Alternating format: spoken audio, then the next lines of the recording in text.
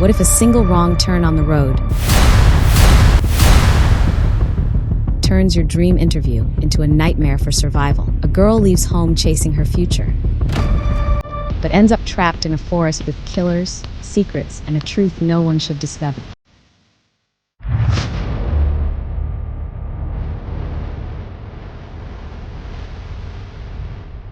This is not just a journey, it's a fight to stay alive. So watch till the end, because every decision in this story changes everything. The movie begins with the introduction of a girl named Sawyer. She is a senior student in a college. While she is running, she receives a phone call. This call is about an interview for which she has been waiting for a long time. She becomes very happy after receiving this call, but she has to go to Washington for the interview. Washington is very far from her home, and a festival is also about to arrive. During this festival, the whole family usually celebrates together and throws a party. Sawyer prepares herself for the interview and then leaves for Washington in her car without telling anyone. On the road she has to pass through, there is heavy traffic because of the festival. So she decides to take another route and reaches a different path to continue her journey. As she moves forward, she finds that the road is closed. Then she decides to move ahead by using a paper map. She chooses not to use GPS to move forward, so she selects a third route. She has a paper map with her and uses it to decide her way. After traveling some distance, she stops her car and steps out to look at the map. While she is checking the map outside her car, another car stops in front of her vehicle. Two boys come out of that car. They are brothers. At first, they talk to her politely, but soon their behavior changes. They start misbehaving with Sawyer. She kicks one of them, but he grabs her back. Meanwhile, Sawyer injures one of the boys with a knife that she always keeps with her. Then she runs away from there to escape. After this, the brothers stand up and become furious. Now they want to catch Sawyer at any cost. Sawyer starts running fast to save her life and manages to get far away from them while running. She escapes from them, but now she is lost in the forest. Her leg gets injured as well, and she becomes tired because she has been walking the whole day. She feels thirsty, so she reaches near a stream. She drinks water, but night has already fallen. Sawyer has no choice but to spend the night there. On the other side, a woman calls the police to report a car that has been standing on the road for an entire day. There is no one inside the car. A police officer arrives and discovers that it is Sawyer's car. He finds nothing suspicious when he checks around, but he notices marks that look like someone was dragged.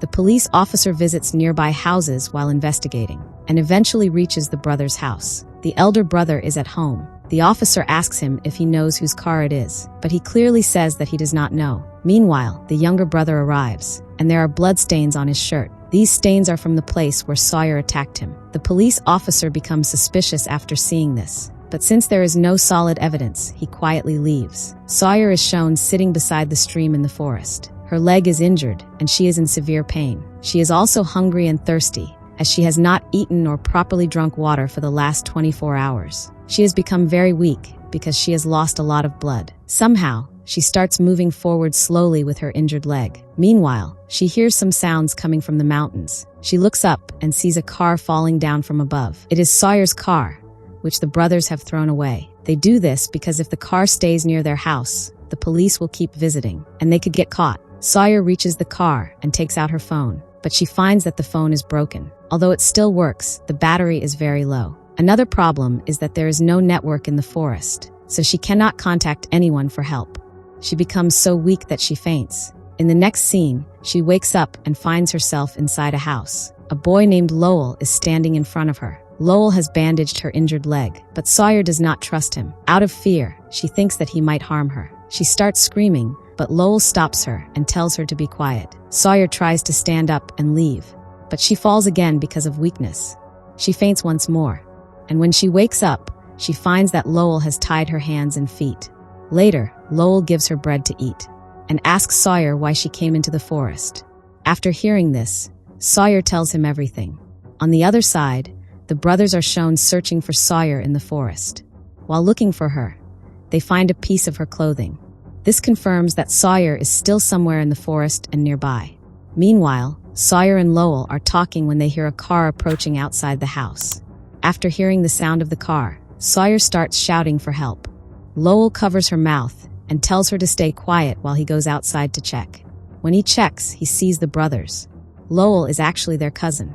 They ask him about Sawyer, but Lowell clearly denies knowing any girl. They do not believe him and become suspicious, so they enter the house to check. Sawyer sneaks out of the house and hides inside a damaged truck nearby. After the brothers leave, Lowell comes to her and tells her that she made a mistake by coming outside. He asks her to come back inside the house. Lowell is actually a kind person and wants to protect Sawyer from his cousins. He knows that his cousins are dangerous people. That is why he wants to help Sawyer. The police officer who was earlier seen near Sawyer's car is shown again. His senior officer asks him about the case and the car. The officer explains that a girl is missing and that they must find her at any cost. Later, the police officer goes back to the brothers and tells them that letting the girl escape was a big mistake because the case has now become serious and widely known. It is revealed that the police officer is corrupt and is working together with the brothers. Sawyer requests Lowell to let her leave. She explains that she must reach Washington for an important interview and that Washington is not very far from there. Lowell tells her that he does not have a car, but his cousins will go out for some work in a few days. He promises that he can drop her then. He asks her to wait patiently for 2 to 3 days. Gradually, they become friends, and Sawyer starts trusting Lowell. They begin living peacefully in the house. It is revealed that Lowell is a chemistry student. He tells Sawyer about this while making a chemical. Later, the brothers come to Lowell's house again, bringing boxes with them. As they enter, Lowell intentionally spreads smoke inside the house.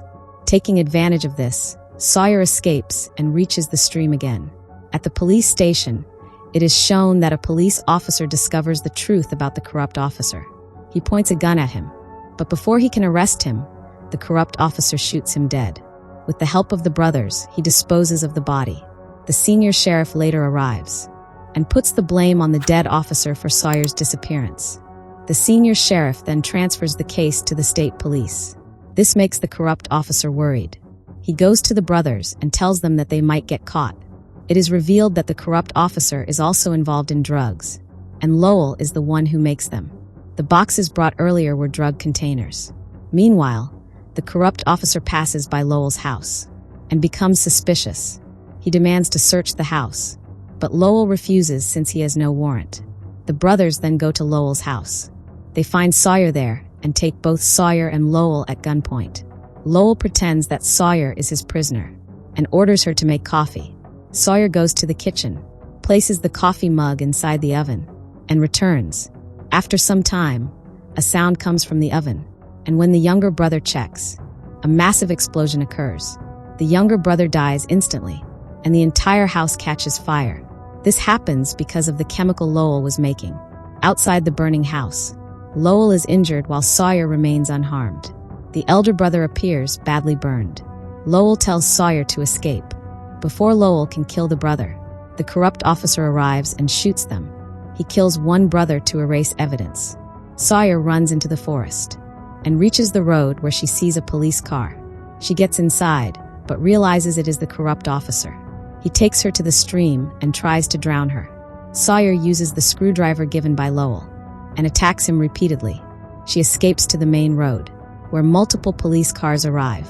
The police finally save Sawyer, and the corrupt officer is arrested. The movie ends here. If you stayed till here, you already know this wasn't just a movie. It was pure survival horror. Now tell me in the comments, what would you do if you were in Sawyer's place? If you enjoyed this explanation, make sure to like the video, subscribe to the channel, and turn on the notification bell so you never miss such intense movie stories. More thrilling explanations are coming very soon. See you in the next one.